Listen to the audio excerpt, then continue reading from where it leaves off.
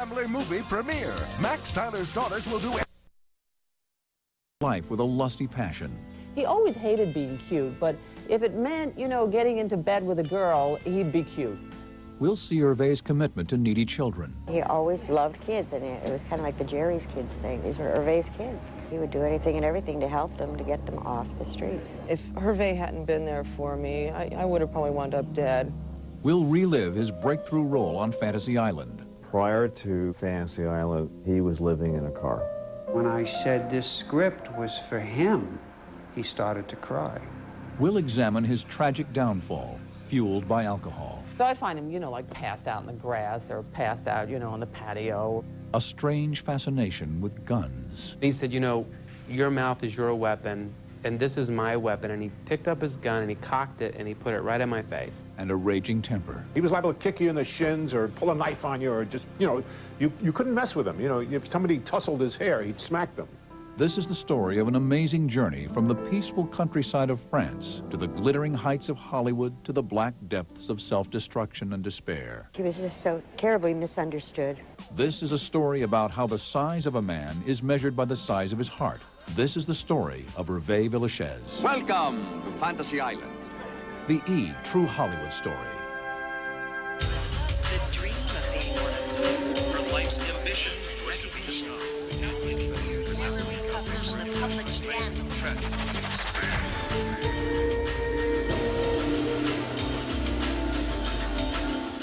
Herve Villechaize was born April 23, 1943 in southern France at the height of World War II. The Nazis occupied most of the French countryside. It was a precarious time for the Villechaize family. Herve's father, André, was a surgeon and a member of the French resistance. He was away treating other resistance fighters while his wife gave birth to Herve. Herve was born with an acute thyroid condition. His older brother, Patrick Villechaize, blames the attending doctor. He gave her medicines, which were not the good one, they were the wrong one. Maybe he gave what he could. He was responsible.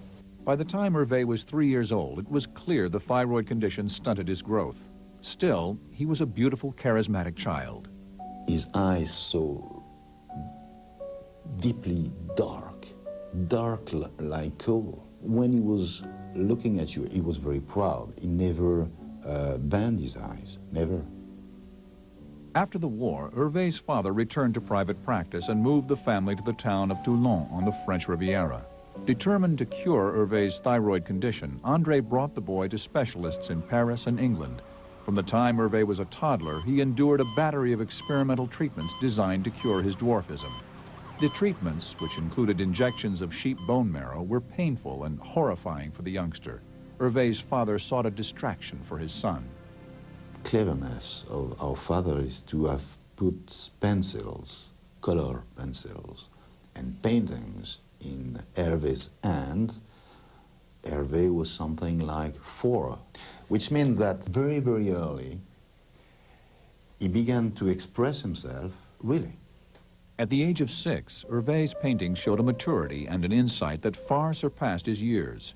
The paintings also showed the beginnings of a particular obsession, one that would stay with Herve for the rest of his life. Maybe every children thinks of death, sometimes to times. I think it's quite natural. But I should say that he was thinking of death much more than the others. Maybe just because he felt different and weaker than other people. Feeling different and weaker than his peers made going to school difficult for Herve. He was taunted and abused constantly. People wanted to touch him, to look at him, to observe him. Herve's father continued to search for a cure for Herve's dwarfism. Then, in 1955, Dr. Villechaize learned of a breakthrough procedure being performed at the famed Mayo Clinic in Rochester, Minnesota. The surgery involved making adjustments to Herve's thyroid gland in an attempt to stimulate the growth hormone. It was Herve's last hope. That summer, 12-year-old Herve boarded a steamer and traveled alone to America. On August 13, 1955, Herve underwent surgery on his thyroid. The procedure failed. For Herve, it was the final blow. He was 13 years old now, but stood only 3 feet 11 inches tall. Herve made the choice to stay the way he was rather than endure more painful surgery on his body. In doing so, Herve sealed his own fate. He knew that his life should stop physically by the age of 50.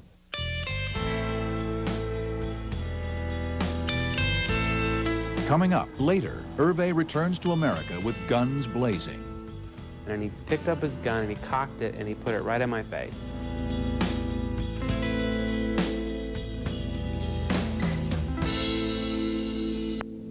Childhood for Herve Villechaize was punctuated by the taunts of his peers and the grueling treatments that failed to cure his dwarfism. Herve never grew physically, but his slight stature didn't stunt his ambition. He needed to live a great life. Life has been very cruel.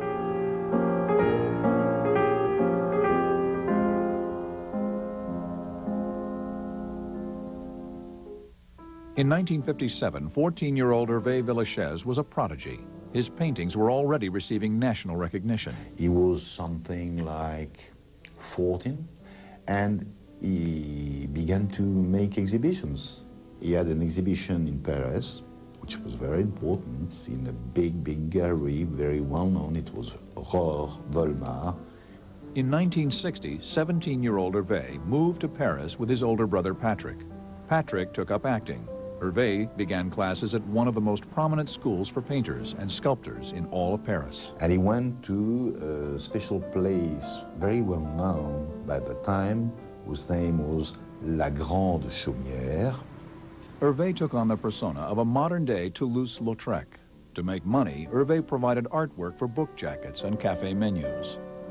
When he was 18 years old, Herve Villechaize became the youngest artist ever to have a painting hung in the Museum of Paris. His paintings were astonishing and original, but when it came to self-portraits, Herve's work grew dark and revealed his tormented soul.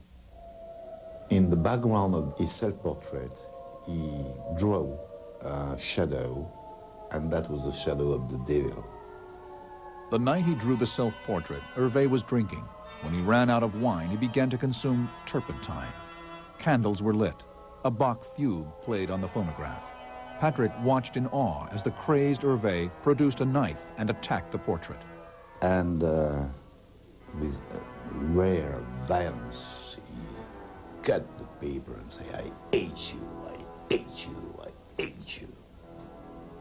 I was very amazed. And then take a brush, red paint, and did all the blood around the scars, you know? Well, I hate you so much. Herve never sold enough of his work to make a decent living. By the time he was 21, life as a Parisian artist was a struggle for Herve. He needed a change. So he went to the States, went to the Art Student League, and met somebody very, very important in his life. Herve moved to New York in 1964. The 21-year-old began seeing another student in one of his painting classes. She was a 5'4" woman named Anne Sadowski, and she moonlighted in avant-garde theater as a costumer. Herve found her both beautiful and tolerant of his size. After dating for several years, the couple married on May 16, 1968. After the honeymoon, Anne returned to work at an off-Broadway theater, and Herve's life took a fateful turn. Anne was working in a place called La Mama. One day the Mama needed a midget in a play, so Anne said, "Well, I know somebody who's a midget, he's great."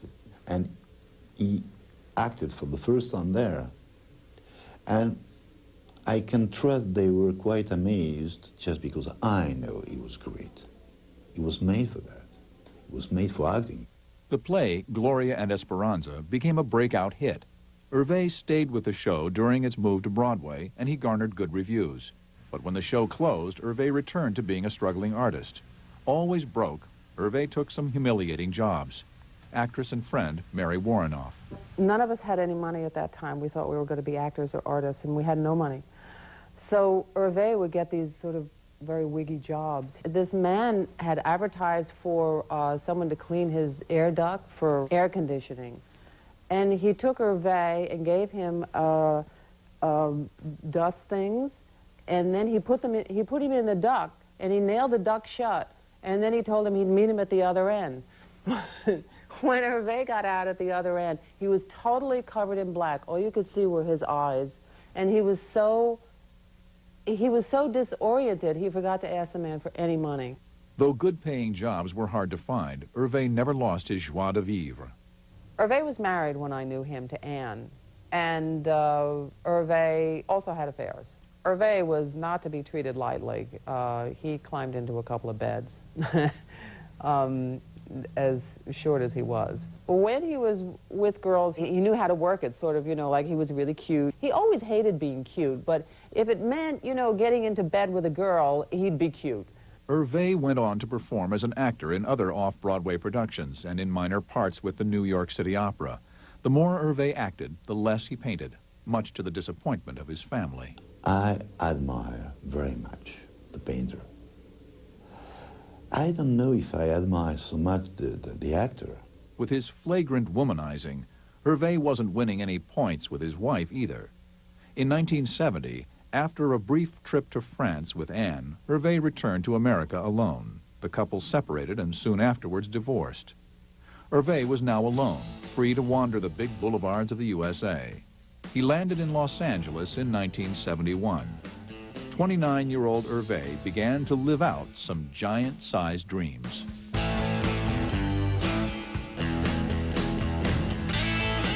Coming up, the little actor shows up on the big screen. Bonjour, Monsieur Bond. I am Knick-Knack. Monsieur Scaramanga will welcome you. And later, Herve lands on the island of doom. I never really knew how well off Herve was or wasn't, but I knew times became tough for him quickly.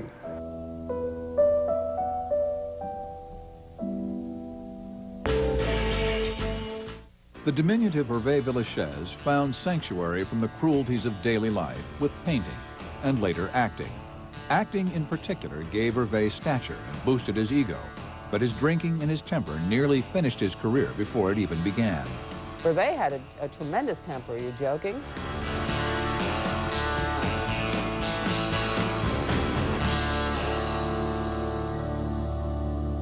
By 1971, it appeared the lean times might be over for 28-year-old Villechaize. Casting directors took notice of his Broadway reviews, and when a role came up that called for a little person, Herve made the leap to the big screen.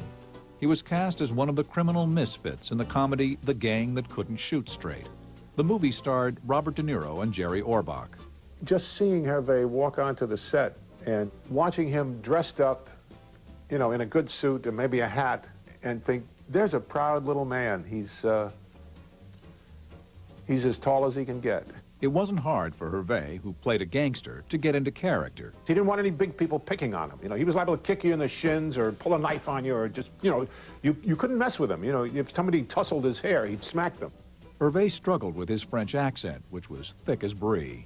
I think they actually dubbed a lot of his lines in Gang That Couldn't Shoot Straight, because he'd come running in and holding a newspaper and say, he'd have the line, nothing in the Daily News, but it came out, nothing in the Daily News. He said, what did he say? So it was difficult for him. Herve's screen debut led to other parts in quirky, low-budget movies, including director Oliver Stone's first film, Seizure. Friend and Seizure co-star Mary Warnoff. Oliver would, constantly call on his manhood, like Herve, well, you can do this, because, the film is, like, really depending on you. And Herve would go, yes, yes, yes, yes, I can do it, and it would be something stupid that he couldn't do because he wasn't tall enough. During production, Seizure co-star Troy Donahue insulted one of Herve's girlfriends. Herve challenged Donahue to a fight. He went to Troy's apartment and knocked on the door. He even threw rocks at the window and called Troy out in a manly style. And Troy, of course, didn't come out. He hid behind the door, and what he did is he finally called the cops, and the cops came and picked up Herve. Warnoff went to the police station to bail out Herve. Instead of finding Herve in a little cell, being mistreated by the cops, I walk in, and he's sitting on their desk, and he's telling them all these wacky stories, and there's food all over the place, and they're just having a grand old time. In 1974, Herve was finally able to capitalize on his reputation as a tough guy. In his next role as a tiny villain, Herve met his biggest rival, James Bond. Producers Albert R. Broccoli and Harry Saltzman cast Herve in the 1974 James Bond thriller. The man with the golden gun was actor Christopher Lee. Herve was his evil sidekick, Knick-Knack. Bonjour, Monsieur Bond. I am Knick-Knack. Monsieur Scaramanga will welcome you. The movie introduced Herve to audiences all over the world, including his native France. That was the first shock I had with his celebrity, just because there were a lot of people watching him. Among those watching were the producers of a proposed television series called Fantasy Island.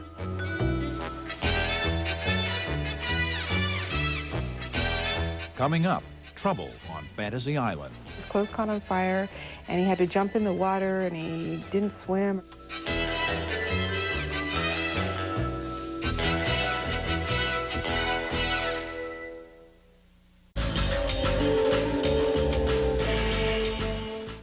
In 1974, Herve Villechaize appeared as Knick-Knack in The Man with the Golden Gun. The Bond flick gave 31-year-old Herve stature in the business, but didn't solve his financial woes. There were just too few roles for men under 4 feet tall. Looming, however, was the break of a lifetime, a role that would make Herve a star and curse him for life. I think he was proud of that role he created. I think that he knew that he had done something really special.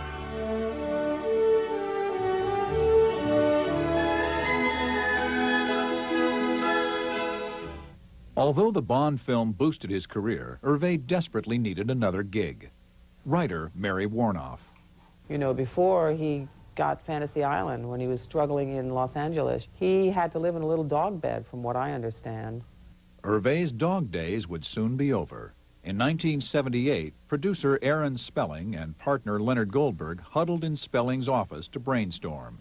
Leonard Goldberg. We were talking about various kinds of programs, and I guess my attention wandered, and I was looking out the window. And Aaron said, "What are you thinking about?"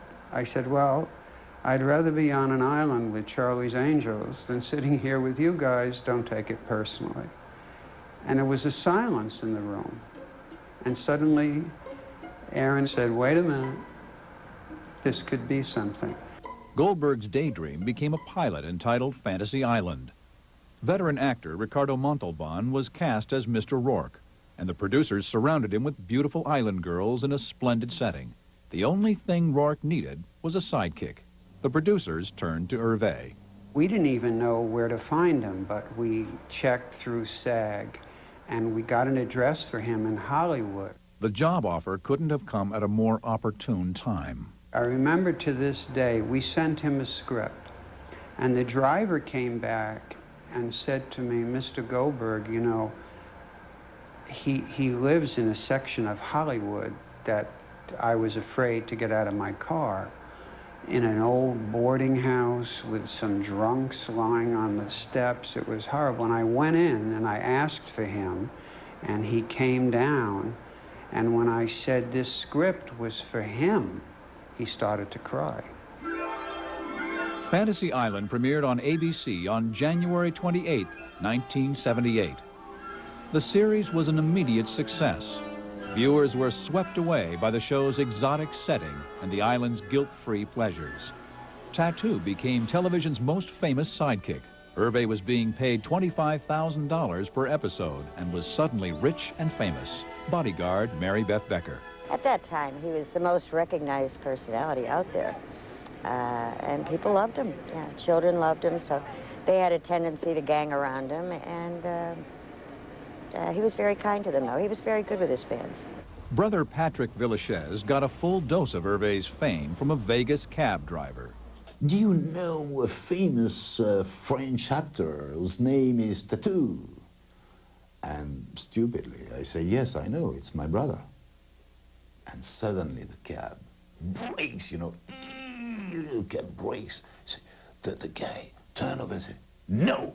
I say, "Yes, I am." So we went all over Las Vegas, free. He didn't want us to pay, just because I was Tattoo's brother. Herve had been waiting all his life for this moment. Now that success had arrived, he was going to take advantage of it. Well, I occasionally went to a club around LA. There was Herve with at least two gorgeous girls. And the taller, the better. On his trailer, he would have a sign that said, Doctor of Sexology. And when he had his lunch break, it would turn it around and it would say, the doctor is in. So he was an amazing guy, he really was. He wasn't really someone who wanted to, just screw a lot of people. I mean, it was fine, but he eventually wanted to fall in love and have a relationship. Herve's Casanova days ended during the second season of Fantasy Island when he met Camille Hagen. Camille, a tall brunette, worked as a stand-in. Friend Darlene Chuma. I remember that the first time he went out with her, I had to go with him, and it was very odd. It was just a very strange thing. She would only see him with an audience. On September 5th, 1980, 38-year-old Herve married the 23-year-old Camille in Los Angeles. The couple settled down at Herve's new ranch in the foothills of the San Fernando Valley. Odell and Teddy Treadwell worked as caretakers on Herve's ranch. She always wanted to pick him up, and he'd say, no, no. Now you tell him what happened to you. I was up there working for him one day, and they was around in the front yard, and he kept hollering for me and hollering, and so I went around there, and she had him up in her arms. He says, Odell, make her turn me loose. It would humiliate him because his wife was picking him up. Despite the humiliation, Herve was a man in love. This is part of my new magic act. Oh, you've mastered another trick, have you? You want to see it? Do I have a choice? Oh, that's a very nice trick, Tattoo. Oh, but this is not the trick. Take this to my room. We rehearse tonight.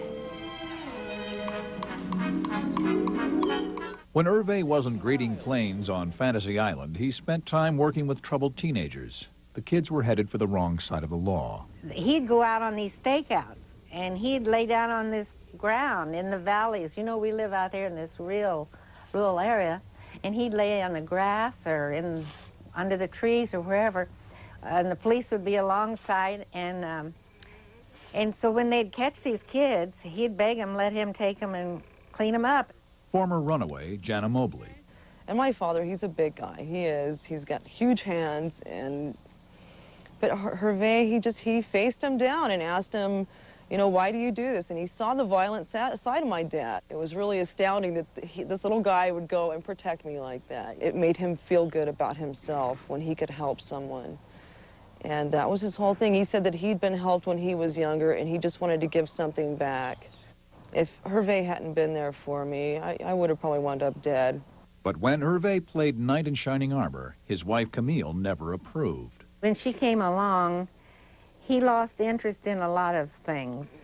All his interest was what her demands were, don't you think? Yeah. According to Camille, Herve was the abusive one. The charges hit the tabloids. On January 19, 1982, the National Enquirer included Camille's story on its cover. Companion, Kathy Self. He had tried to shove her up the fireplace, was one story. That he had taken a shot at her, tried to shoot her, that he beat her, that he kept her locked up in the house and wouldn't let her out, which is all ridiculous. She was a very big girl. She was 5'10", very strong woman, and I don't think anybody was going to push Camille around. But I think she had to wait a year before she could file for divorce, and I think she filed for divorce the day after they were married a year. And they stayed married just long enough, I think, to assure that Camille ended up with everything. And he never fought against her in court or anything like that because he just didn't feel it was the right thing to do. Camille broke his heart. She just destroyed him. And Herve just did not deserve that. He got stepped on so many times from people, and I just couldn't understand how someone that gave so much of themselves could be taken advantage of so easily and just hurt. People didn't care. They just walked all over him. Camille filed for divorce on December 30th, 1981, a year and 4 months after their wedding. Herve returned to work on Fantasy Island, but conditions on the set grew dangerous. He was on a boat or something in the water, and from what I remember, he got caught on fire, his clothes caught on fire, and he had to jump in the water, and he didn't swim or something along those lines, and it was very dangerous to him. And He wasn't happy.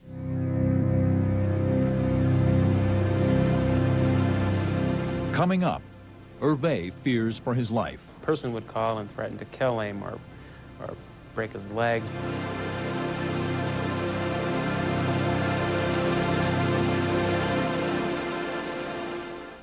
Her songs.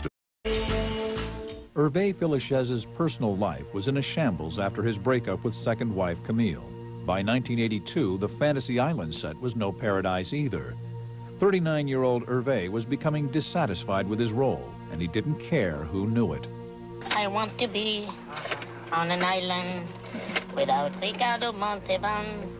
No more TV, no fantasy. I just want to be me.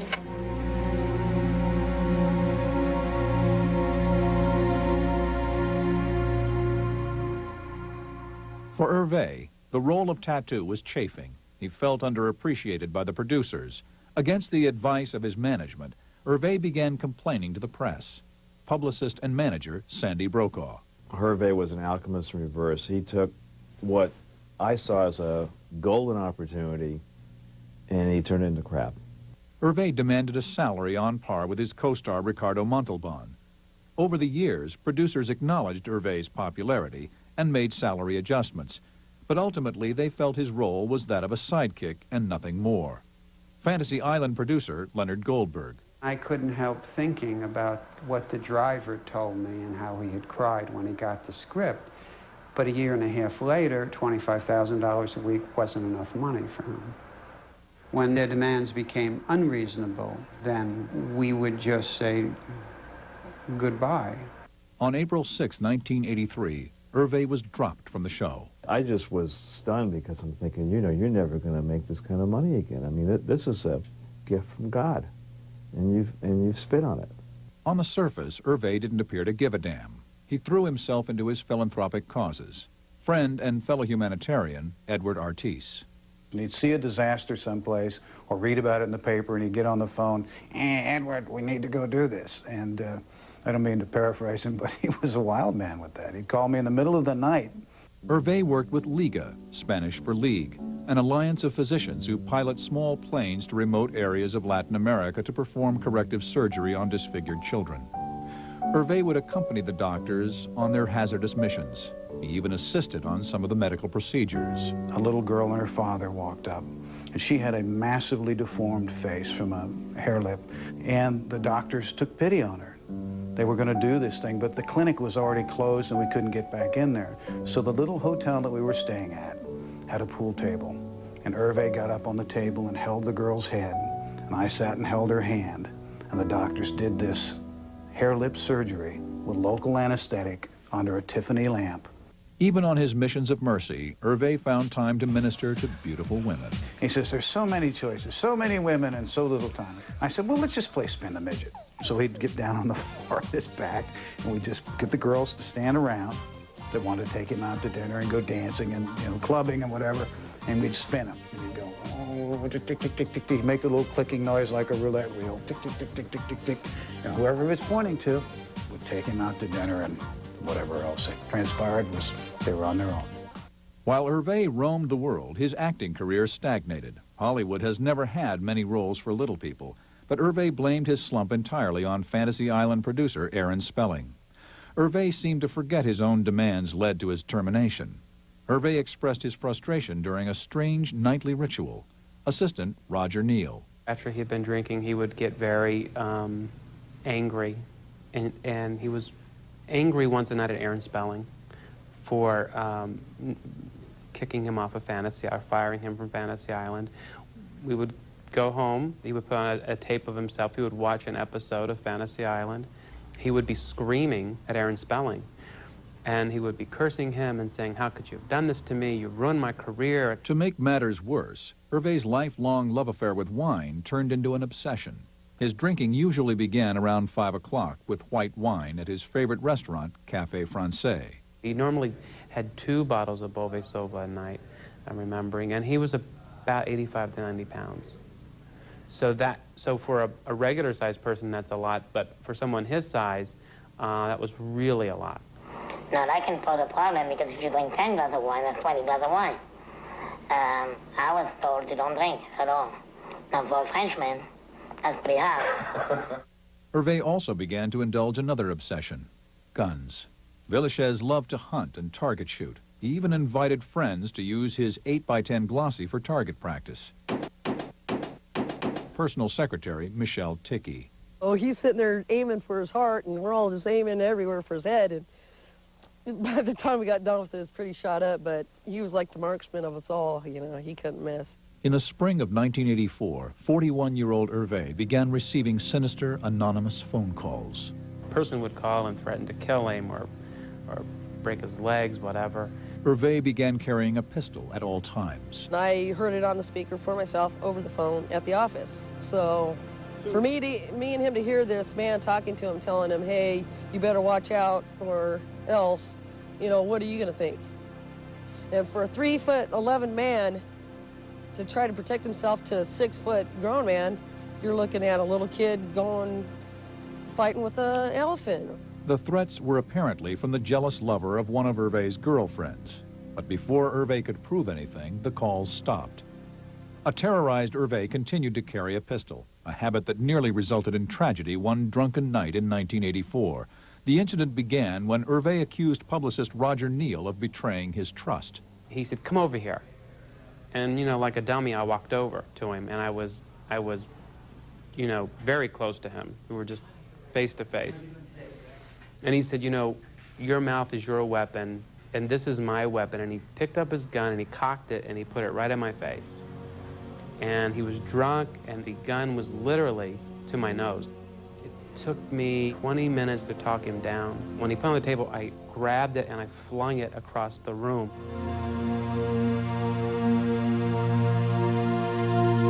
Coming up, Herve fights his greatest foe, his own body. He'd be in the bathroom throwing up blood. He'd say, well, it must be 11 o'clock in the morning, because almost like clockwork, he'd be throwing up blood.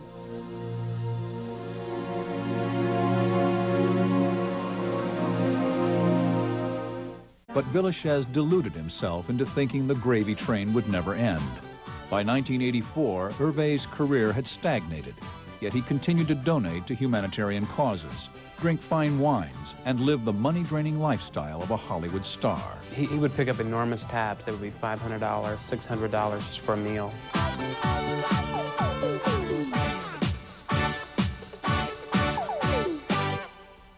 In need of cash, Herve exploited his two most obvious assets, his popularity as tattoo and his size.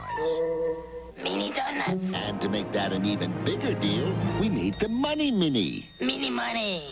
But the work was too infrequent to maintain his Fantasy Island style of living. When Herve was fired from the series in 1983, he was making more than $25,000 a week. By 1986, he was earning less than $500 a week in residuals. Less than 3 years after leaving the show, Herve found himself unable to pay for basic utilities. Lover and companion Kathy Self. He would take buckets of water from his swimming pool in the back and fill the toilet tank in order to be able to flush the toilet. He had a hose from his neighbors that he would use water to drink from that. And he was terrified of getting water out of the pool with a bucket because he couldn't swim. Herve was forced to sell his beloved ranch. Caretaker Odell Treadwell. He had 2.5 acres up there. And he had a big house on the front of the lot. He had rabbits and chickens and ducks chicks and ducks and everything up there. And he really liked that. The money from the ranch allowed Herve to pay his bills, but his way of life changed radically. By 1989, Villechaize was living in a small North Hollywood rental. Well, he had gone from this ranch, which was not a huge ranch, but sizable for him, where he had a lot of outdoor area, doves and things he could grow, cattle, things like that, to the small house that had only a cement patio, and he had to grow some tomatoes and green beans in pots. If that wasn't enough, Herve's health was deteriorating fast. Most of his problems were traceable to his physiology. Assistant and nurse Darlene Chuma. His organs, say his heart, his liver, his lungs, spleen, and what have you, were all the size of a normal, taller person's. And they were, his rib cage and the rest of him was not big enough. So he was squished in there. All of his organs were squished in there, and that's why it hurt him to sit for any length of time or to do anything. He really was in a lot of pain. By 1990, 47-year-old Herve was forced to ingest more than 25 pills a day. Doctors would insist he eat. This pill you have to eat something. This pill you wait an hour and then you eat. And so then we'd have to find something he could eat that wouldn't upset his stomach, because the pills often made him feel sick. So it was really an all-day kind of struggle for him. The pills eased his suffering, but Herve's health was on a steady, horrifying decline. Often he'd be in the bathroom throwing up blood. He'd say, well, it must be 11 o'clock in the morning, because almost like clockwork, he'd be throwing up blood about 11 o'clock in the morning. And I don't really know why. I don't know if he knew why. I don't think he wanted to know why. By 1991, Herve could no longer sleep on his back. So he would often kneel next to a couch. He'd really get down in a prayer position and almost look like a little boy saying his prayers at night next to his bed. But he would lean up his stomach against the front of the couch. And having some pressure on his stomach often made it feel better if it was particularly painful one day. And that's where he would try to sleep.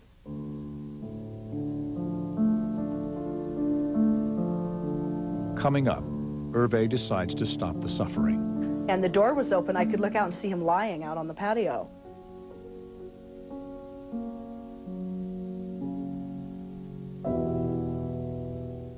In 1991, Herve Villechaize's health had deteriorated to the point he was unable to sleep on his back, and he was throwing up blood. It was a desperate time, the beginning of the end. Fair weather friends disappeared because he didn't have money. His family was never there when he needed them.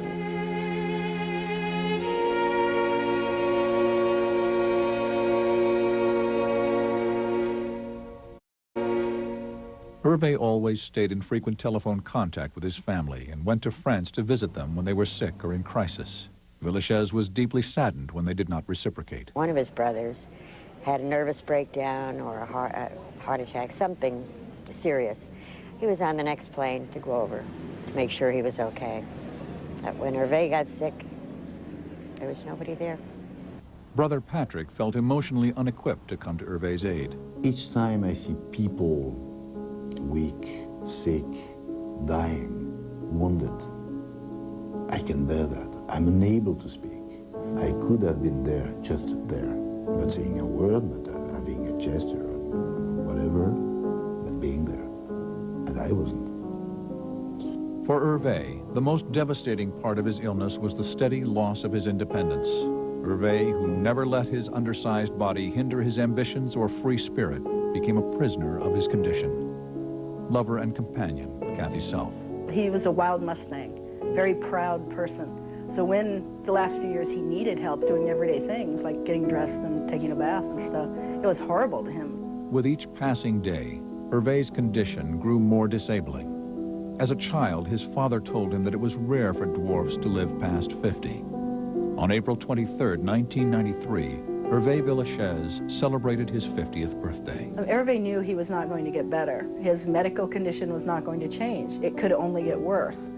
On the evening of September 4th, 1993, Herve felt well enough to accompany Kathy to a screening of The Fugitive at the Directors Guild. When the couple returned home, Kathy went to bed, and Herve took a glass of wine into his study. In the middle of the night, Kathy was awakened by a loud, frightening noise. And the door was open. I could look out and see him lying out on the patio. So as I walked out there, then I saw he had, there was a gun out there, and thought, oh, well, he's fired through the glass. Another step closer, because it's dark. It's now 3 o'clock in the morning. He had 2 pillows from the house outside that were covered with blood. Herve had used the pillows to try to muffle the sound of a .38 caliber revolver aimed straight for his heart. And I called 911, and Herve was alive, and he said, I'm dying, I'm dying. I said, no, you're not. No, you're not. You're all right. And I'm calling paramedics, and I believe he passed away on the patio before they took him to the hospital. When they picked him up and put him on the gurney, I said, don't lay him on his back because he can't breathe like that. And one of them said, well, I don't think we have to worry about that. Herve took control of his fate for a final, irrevocable time. The world remembers him for his role as Tattoo. To the friends who loved him, Herve Villechaize was much more. Friend and fellow humanitarian and artiste. Herve was a little bit of John Wayne, Paladin from Have Gun Will Travel, The Bounty Hunter, Magnum P.I., all these things, all the allegedly full-size heroes lived in Herve. I think he was just so terribly misunderstood. He wanted to be remembered as someone who cared, someone who loved children and tried to help them. And a great artist and a great man. He taught me so much about life, you know. You give of yourself and you get so much back in return. He loved to help people because it made him feel good. He was just wonderful. He was a wonderful guy. Oh, I don't think my life is sad. I think my life has a lot of funny moments.